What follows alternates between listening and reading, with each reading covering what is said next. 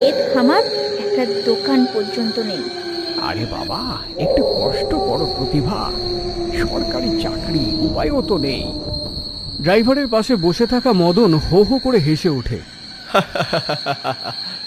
আরে বউ ঠাকুরানী, এ গ্রামে আসলে সব সুবিধেই পরে পাবেন।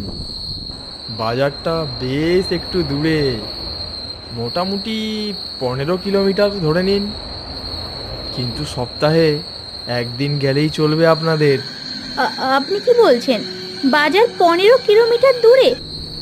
এভাবে কি সংসার চলে?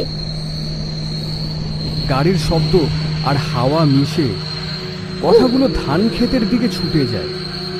সন্ধে নামছে খুব দ্রুত। মাখনলাল জানলার ফাঁক দিয়ে তাকিয়ে থাকে পথের দিকে। হঠাৎই তার চোখে পড়ে রাস্তার ধারে একটা আধ ভাঙা ঘুমটি দোকান, টিনের চালা, খুঁটির সাথে ঝোলানো পুরনো লণ্ঠন। হ্যাঁ প্রতিভা, ওটা দেখেছো? একটা দোকান তো আছে। উফ, হ্যাঁ, এতক্ষণে অন্তত একটা মানুষের তো চিহ্ন দেখতে পেলাম। মদন গলা বাড়িয়ে তাকায়, তার মুখে বিস্ময়। এ দোকান কোথায়? আমি তো কিছুই দেখতে পাচ্ছি না দাদা। না, এদিকেও তো নেই। ওই তো রাস্তার বাদিকে। না তো, এই রাস্তায় বহুবার যাতায়াত করেছি, এখানে কোনো দোকান তো নেই। আপনি বোধহয় ভুল দেখছেন।